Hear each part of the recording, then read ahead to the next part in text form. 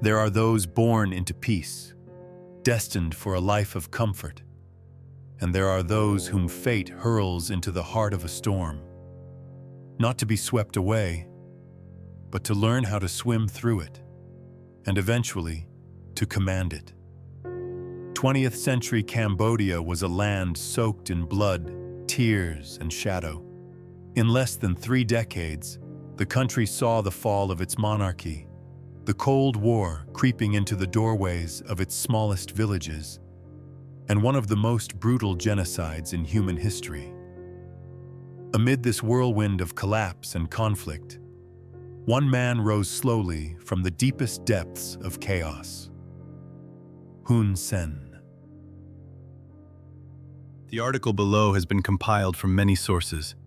If there are any mistakes, or if you know any interesting information, feel free to leave a comment so I can learn as well. Now, let's begin the article. From Mud to Blood. The First Days of Hun Sen.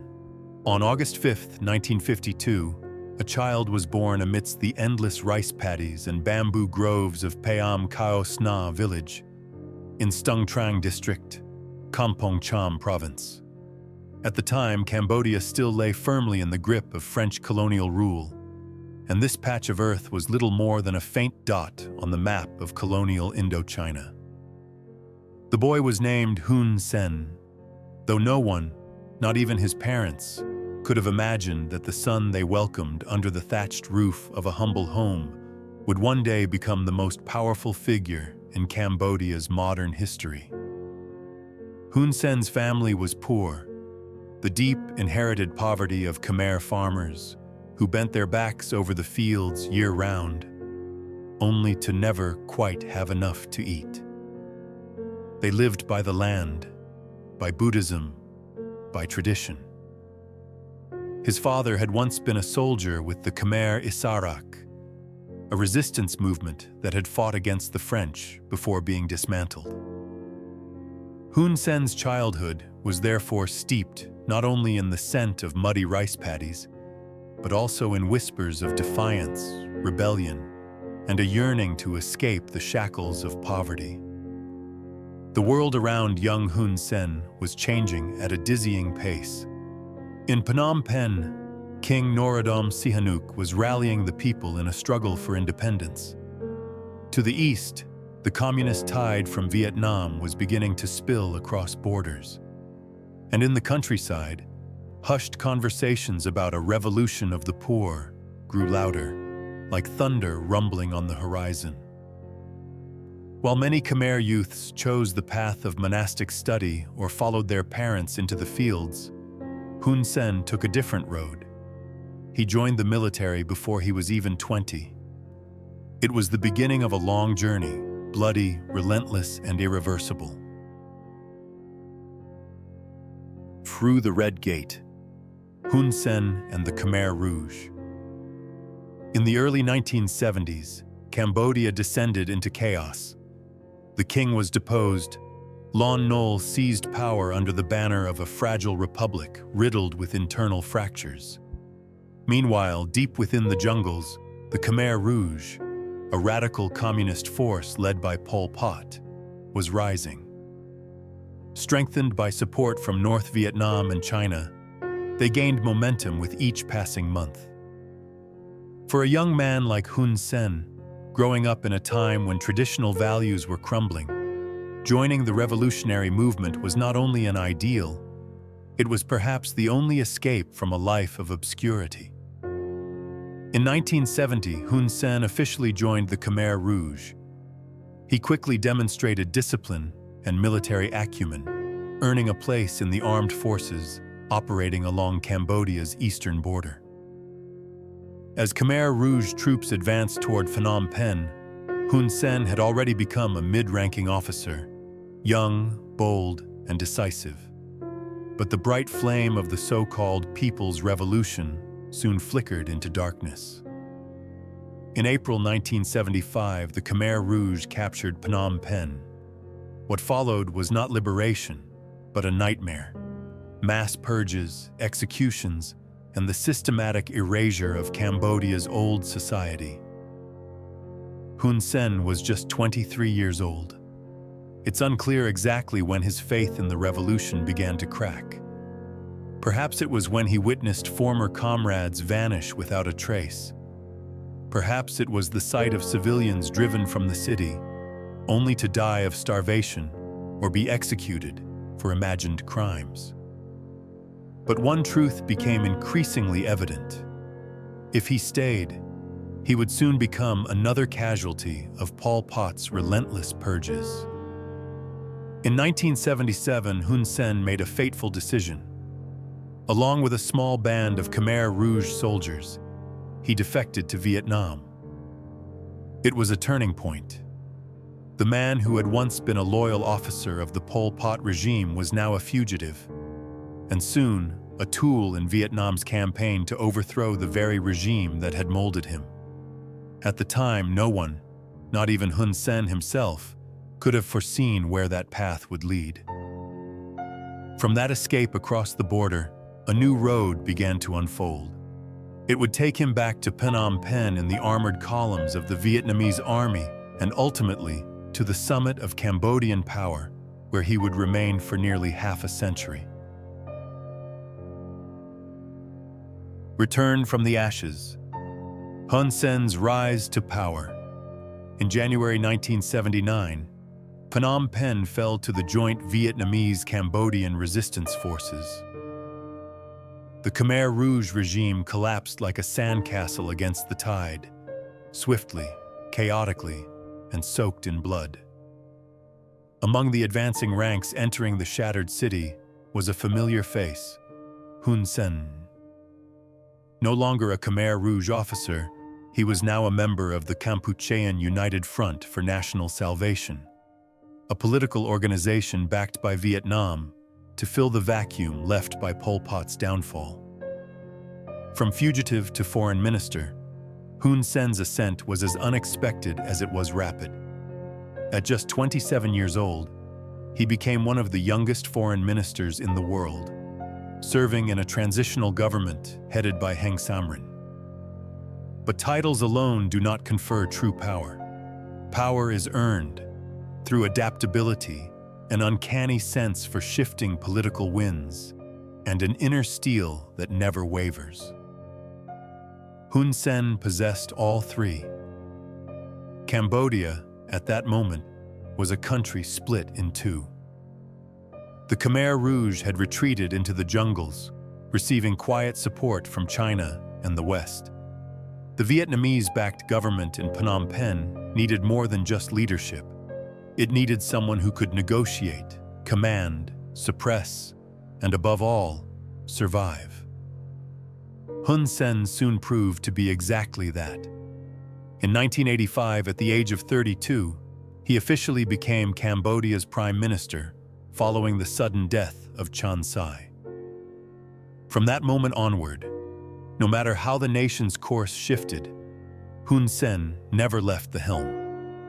To govern in peace is difficult, but to govern a post-war nation, isolated internationally and harassed by guerrilla insurgents, is a far harsher test.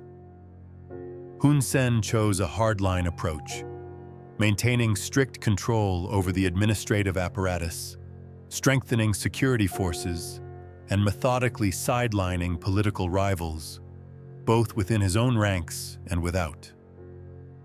He also became the steady hand guiding Cambodia through its early steps into reform, particularly after the Vietnamese military withdrawal in 1989 left behind a dangerous power vacuum. In 1991, the Paris peace agreements opened a new chapter. But for Hun Sen, this was no beginning. It was a crucible.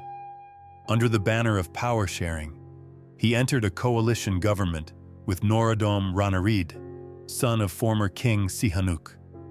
Yet just 2 years later, in 1997, Hun Sen orchestrated a soft coup, deploying loyal military units to remove Ranariddh from power. There were no thunderous battles, no sweeping violence, but the message was unmistakable. I am the one at the wheel. From that point on, Cambodia was no longer a kingdom of shared governance. It became a kingdom of one man. Hun Sen, once an unknown youth from a rural backwater, had cemented himself atop the nation's hierarchy for over 3 uninterrupted decades. And he would not leave that seat, at least not by anyone else's will. The Uncrowned King, Hun Sen in the 21st century. By the turn of the millennium, Hun Sen had become inseparable from Cambodian politics. Under his rule, the country gradually shed its post-war ruins, donning the guise of a fast-developing economy. But behind that new facade lay an increasingly refined autocracy. Elections continued to be held regularly, but the outcomes rarely surprised Hun Sen. The Cambodian People's Party, CPP, his loyal political engine, repeatedly secured landslide victories.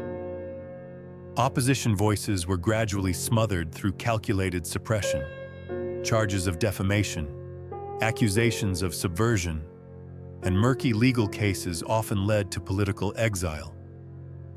Independent media was corralled, civil society constrained, and rare protests were swiftly extinguished. Democracy in Hun Sen's Cambodia still existed in form, but its soul had long departed. Yet Hun Sen was not merely a hard-fisted dictator. He understood that enduring rule demanded not just iron, but intricate maneuvering. In foreign affairs, he played a delicate double game, balancing relations among China, Vietnam, the United States, and ASEAN. Cambodia grew ever closer to China, reaping vast investments, aid, and infrastructure projects. In return, Hun Sen offered Beijing what it valued most: loyalty in international forums, particularly when South China Sea disputes came under scrutiny. This stance drew criticism from other ASEAN states, but Hun Sen seemed unbothered. He didn't seek friendships, he sought survival. At home, Cambodia's economy surged, powered by tourism, garment exports, real estate, and foreign capital. Phnom Penh transformed rapidly, with skyscrapers and new urban zones rising where old rice fields once lay. But development was not evenly shared. The wealth gap widened. Land was seized for investors. The rural poor, once the backbone of the Khmer Rouge, became one of the most vulnerable segments of society. Hun Sen never took his eyes off the throne, but time, inevitably, began to knock. By the late 2010s, he began preparing for an unprecedented transition, not from leader to successor, but from father to son. Hun Manet, his eldest, armed with degrees from elite military institutions in the US and UK, was swiftly promoted through the ranks of the army, the party, and public life. Unlike elected leaders, Hun Sen never openly spoke of succession. He acted in his own fashion, silently, deliberately, leaving no room for uncertainty. In 2023, Hun Sen formally announced his resignation after more than 38 years as Prime Minister, making him one of the longest-serving heads of government in the modern world. But this was no retreat. He didn't leave politics. He merely stepped into its shadows. As chairman of the CPP, president of the Senate, and father of Prime Minister Hun Manet, he remained at the core of every major decision. Cambodia had entered a new era, but the father's shadow still loomed large over the son's throne. Legacy and controversy. Hun Sen through the lens of history. Looking back on Hun Sen's nearly half-century-long journey, one is confronted with a portrait of deep contradictions. To his supporters, he is a stabilizing force, a leader who helped rebuild Cambodia from the ashes of the Khmer Rouge, preserving peace and driving development in a volatile region. To his critics, he is the face of modern authoritarianism, an uncrowned king who clung to power by any means necessary, silencing dissent, crushing opposition, and tethering the nation to Chinese influence. Economically, Cambodia under Hun Sen achieved undeniable progress. From a war-torn, impoverished nation, it posted average GDP growth of over 7% for many consecutive years. Phnom Penh transformed into one of Southeast Asia's fastest-growing capitals, attracting investment, tourism, and global contractors. Industrial parks, garment factories, ports, and special economic zones sprang up, creating jobs and new opportunities for millions. But behind this image of growth lies a darker undercurrent. Land was seized, forests razed, rivers polluted by unchecked development projects. The poor lost their homes, farmers lost their fields. Ethnic minorities were pushed to the margins of society. Corruption flourished, and a wealthy political business elite emerged, enriched through their proximity to the Hun Sen family and the ruling Cambodian People's Party, CPP. Politically, Hun Sen made little secret of his desire for total control. After dismantling the main opposition party, CNRP, and prosecuting numerous dissenting voices, Cambodia slipped into de facto one-party rule. The 2018 election marked the pinnacle of this power. CPP won all 125 seats in parliament. With no viable rivals left, Hun Sen solidified his position as the nation's irreplaceable strongman. Yet that same absolute control sowed the seeds of unease. Cambodia's youth, more educated, more connected to the world through the internet, began to question the system. Small digital movements surfaced on social media.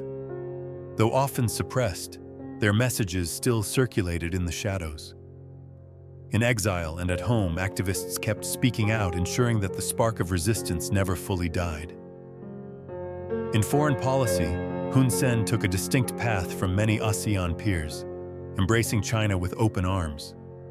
Beijing poured billions into Cambodia through aid and investment, in return gaining political and strategic leverage. This relationship provided Phnom Penh with capital for development, but also drew the country deeper into China's orbit.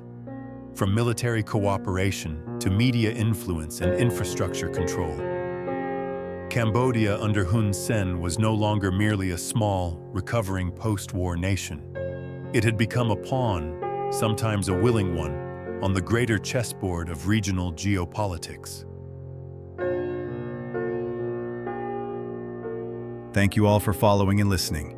If you enjoyed and found it interesting, please leave a like, subscribe to the channel, and hit the notification bell to stay tuned for our upcoming videos.